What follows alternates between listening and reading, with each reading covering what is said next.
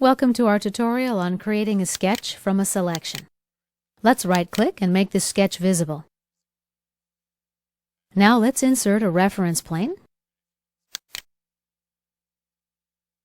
We'll offset it from the front plane by 20 millimeters. OK. Next, let's select some entities in Sketch 1.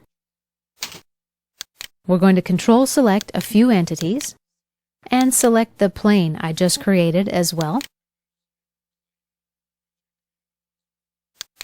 Now let's go to the Tools menu, Sketch Tools. Select Create Sketch from Selections. Here is Sketch 2, created on Plane 1. Let's hide the extrude and this sketch.